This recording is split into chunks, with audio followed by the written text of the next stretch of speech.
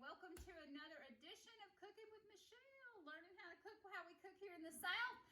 And we're making something that's a very great requested favorite, chocolate cake. And this isn't the fluffy buttercream chocolate. This is the homemade cooked chocolate. So I've got 2 cups of sugar right here in this heavy stock pan.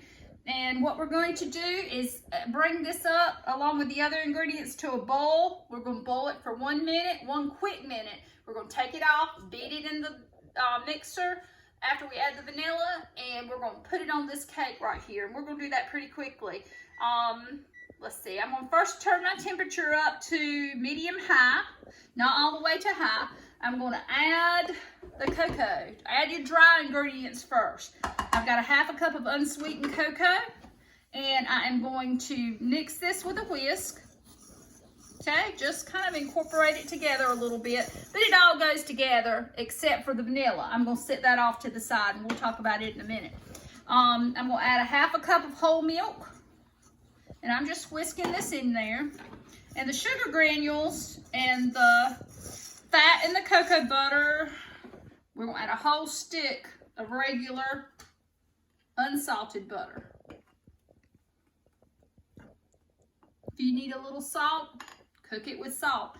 One thing I have found is I leave myself a plate out, and that's what I put my items as I need them. I know it's a clean plate. I can go back and forth without laying them on the counter, and especially when you're working with cocoa and chocolate and butter and sugar and all that kind of good stuff. Now, this is mixing together, and I'm just continuing to whisk it, and it will come together as more of a liquid when it gets warmer. And it just takes a little while. I made this the other day, and I made the icing without talking to anybody else. And it worked in about 15 minutes, so it doesn't take long. You can ice one of these cakes within 30 minutes. Okay? Now, this has gotten smooth. Can y'all see that? This has gotten smooth, so I'm gonna stop using the whisk. I'm gonna get all the chocolate I can off of that. And I've got a straight edge, flat scraper. Some people call it a spatula. It's a silicone scraper, and it's heat resistant, so that we can go ahead and use this on here. And we just kind of have to stir this to keep it from burning, because it's got some milk solids in it, obviously. Water and sugar, you don't even have to stir. It can boil on its own, but anything with milk in it, you need to stir the bottom of it, you know. And the way that I stir, I pretend like it's a field of grass, because I've been mowing grass since I was 5 years old, and I take, you know, make sure I don't skip any areas. So, yeah, baby, we Southern girls have to do it all. Split wood, stack wood, clean the kitchen, work outside. The the older ones of us remember putting in tobacco. Yes, Lord. They kept us mighty busy. We didn't have time for video games and things like that. But anyway, these chocolate cakes are amazing. You can fix them for birthdays. You can take them when a neighbor passes, you know. The families down here in the South, we are very notorious for taking food when a family's in a situation that they need some help and support. And you know what else we do here in the South that people don't understand sometimes? If you're on a 4-lane road and you see a whole bunch of people pulling over to the side, there's a processional coming from the other side that's going to a funeral. And you see a long line of cars with their lights on, and we pull over to the side until the family has passed as a sign of respect. So, yes, we do that over here. Even on 4 lanes. And, you know, it's kind of a dying thing, but I'll do it, and I taught my child to do it. Now, what I've got here that we're going to put this icing on is just a regular yellow cake.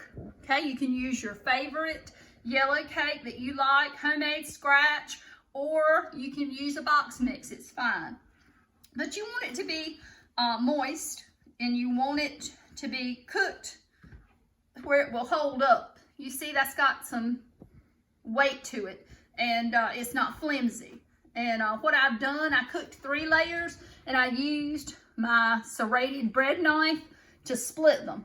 Now some people get creative and want to freeze their layers, and they split them up to 4 times, and that would be a 12-layer cake. Some people have a whole lot of cake plans and a whole lot of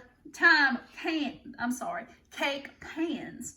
Say that fast 5 times. But anyway, and you know, I'm just not into greasing and flouring that many cake pans and then washing them all. And so I have decided that this is the best for me, is 6 layers, because I think that's the proper cake to chocolate icing ratio, because this chocolate icing is pretty darn rich. I blessed some friends and neighbors with some the other day, and they said it was 2 glasses of milk worthy. So, and but that was a good thing. I enjoy sharing with my friends and neighbors. The other morning when I was doing the biscuit recipe, I did it at like 6:30 in the morning, and so I had hot biscuits at 7 o'clock. I'm like, who's up by now? Who can I take these hot cheese biscuits to? And anyway, everybody was appreciative for hot cheese biscuits. Now, this actually is getting a little bit interesting looking. It's starting to look a little glossy. I don't know if you can lean in and see this, okay? And a bowl is a bowl though. This is not boiling just because you're seeing a few bubbles. I think in about 2 or 3 more minutes it's going to start boiling. Then we're going to time it for 1 minute and take it off and add the vanilla to it. I'm going to go back over the ingredients with you. Now the ingredients for all my recipes are always listed in the comment section. There's a down arrow to the right of the frame where the video is. You can click on that down arrow, and that's a description of the video, and then you'll find the list of ingredients there. But it's 2 cups of sugar, a 1/2 cup of milk, a 1/2 cup of cocoa, and that's unsweetened, and 1 stick of butter, and then 1 1/2 teaspoons of vanilla. Did y'all ever see that video of that little boy eating that dry, unsweetened cocoa? You know, he thought he was going to eat some chocolate, and his mama said, don't do it. I'm telling you, don't do it. And the part where the puff of cocoa came out of his mouth, I was dying. If y'all have not seen that, Google search, boy eats unsweetened cocoa, and it's just really funny, you know. I've never had a boy, but I hear they can be rather obstinate. I don't know. I had a little girl and I was mighty blessed. All right, now come here a second. Come in a little closer. Come a little closer. Y'all remember that? Anyway, it's boiling. That is what a boil looks like. It is boiling, y'all. And so we're already on the countdown to 1 minute. Okay? Uno, dos, tres, cuatro. And that's about all I know about that. But my daughter, she graduated from college. And I'm going to go ahead and turn this off. And we're stirring it too. And she graduated with public health and Spanish. So she is habla español extremely well. And she laughs at me. But I do try. I have patience. I'm a nurse. And I use that Google Translate sometimes. But then we have to use real translators if, you know, it's something serious. But anyway, that's 1 minute. Boom. Whoop, there it is. Look, this is going to kind of bubble and steam a little bit. Just, you know, stand back. And I'm going to stir that vanilla in. Now, this would burn your hand slap up if you get it up there. All right, don't do that. Do not get this cooked sugar on here if you're cooking fudge or anything else. But this is too thin and way too hot to put on that cake. So this is what we're going to do. Now, I learned this in the last couple of years. I never learned how to make it until then. So if you can follow me over to here, I'm going to pour this into my stand mixer bowl and get it all out of there. Okay. All right. Now, I've got my whisk attachment in my stand mixer, and we're going to whisk this. And yeah, I'm sorry. But anyway, we're gonna whisk it for about 3 minutes, probably on level 3, probably. All right, and that's when I'm gonna tell you again that, you know, we've split these 3 cake layers, so now we have 6. So it's gonna be a 6-layer chocolate cake. And I'm gonna move this over here out the way. What I've got here is just a cake round that I'm gonna put it on. If I was cooking something for here, I would put it on a regular plate or a cake plate. But I'm actually gonna take this to somebody because they have had someone pass in their family and I love them dearly. And this is something I can take to them to show them a little bit of love. So I'm gonna go ahead and put our first layer down here. Now, when you're working with this cooked chocolate, I'm gonna go ahead and tell you, when it starts to cool, it starts setting up, so you gotta work fast. So don't answer the phone, don't talk or lollygag with anybody, and go on and get it done. Y'all know what lollygagging is? That's something you don't do to your mama or your grandma, or you gonna know something. And back in the day, it used to be a whop on your buttocks. But anyway, you'd at least get a talking to. But then it'd be grandma making you this cake, so it'd be alright. Alright, so I'm gonna turn it up just a little bit. When you can start seeing the trails of where the beater has been, it's about ready, okay? When it starts leaving impressions and you can see where the beater has been. Now I'm gonna go ahead and stop this. Okay, it's still going to be mighty thin. This is not thick like buttercream. Buttercream, I'll do that another day. I make a good chocolate buttercream. And I actually do that on 6 layers too. Alright. But some people just like this old thin icing because it's kind of like fudge. Do you see? It's still thin, okay? And it's still going to be hot. I use this scoop to scoop out a couple of scoops per layer. 1, 2. And then I use this small offset spatula is my very favorite thing to use. Now, this is a homemade cake and it's not going to be perfect. Your icing's going to kind of spread out to the thin and one edge might not be as straight as the other. But what you want to kind of do is look and see where your thin edge is versus your thick. And that way, like, do you see that this is a little thicker side versus this is thinner? Well, I'm going to put it where it evens out because we want it to be a level cake if we can, as much as we can. All right, now, 1, 2.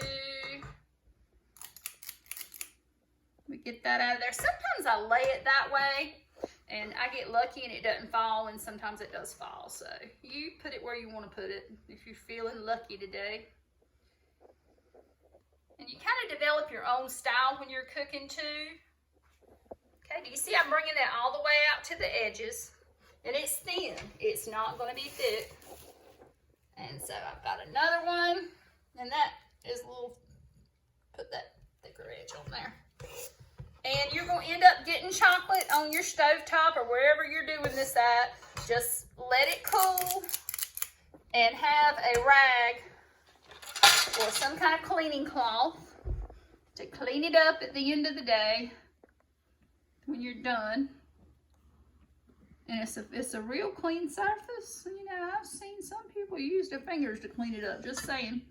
You know. But anyway. All right, so we've gotten 3 down, 3 to go. And I put the cut side down and keep this surface up because it slides over much, much better. If you do the cut surface up, you're going to deal with all those jagged edges of the cake, okay? And we're getting there. How about do me a favor and share this recipe with your friends and, you know, make it for something. Make it for somebody's birthday. Take it to the office. Make it for your grandmama and take it to her and leave it for, you know, whatever floats your boat. But be kind to people. And cooking for, see, I told you it'd fall. Cooking for people is one of something you can share that's of yourself, and you've gone to a lot of trouble. And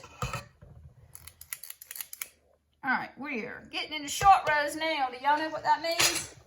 The short rows in a field, if you don't have a purely square or rectangular field, you'd end up with some short rows at the end. And that's when you knew you were about done putting in tobacco or chopping peanuts, suckering tobacco, whatever you were meant to do that day. And this is the last one, and it's pretty even. So you see how nice and stacked that is? Now, this is what we're going to do now. What happened to my other? Okay, I threw that. I do this all the time. I put the spatula in the sink because I want to go ahead and clean up. One other thing you can do is make sure your dishwasher is empty and load your dishwasher as you finish using some stuff, and then you'll be ready to start the dishwasher by the time you're through. All right, you can do that, what I just did. Don't pour it all though, because what you want to do is kind of guide it to where it's going. Put this down, because then we want it to go over the edges. Starting to go over the edges. Now I'm going to put the rest. Because the sides of your cake, you want them to be covered as well. And you don't want it all to flow to one side. Okay? Look at there, look at there. See what happened? And you go on one side and down the other. And this is when it's real handy to have one of these spinner things. A Lazy Susan or a carousel or a cake stand that spins, whatever you want to call it. Let's see what side's wanting to go off now. All right, so as I spin this, do you see that it's getting a little bit more even? And this is a labor of love. Just because it don't look right this second, don't mean it ain't gonna look right by the time you get done. And you can pull up that icing from the sides to cover the areas that maybe not being covered. And like I said, this is your cake. You get it as perfect as you want to get it. Because it's for somebody else, I want it to look pretty nice. But I have seen the time when I actually don't even worry about the sides. I just want it on the top. And if you feel froggy and you want to do 12 layers or however many layers, if you're doing 12, you better double this recipe. Because this only does 6 layers. And it just does 6 layers.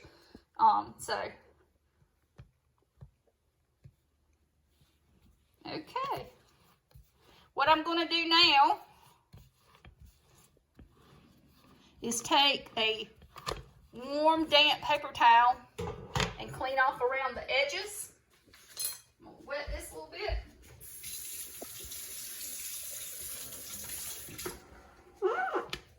And we're going to be done. Okay. But, you know, if this was your cake, you just let it kind of drip around the sides or either, you know, take your finger and eat the icing. But this is somebody else's cake and I'm not going to do that. But I'm going to go ahead and finish cleaning this up.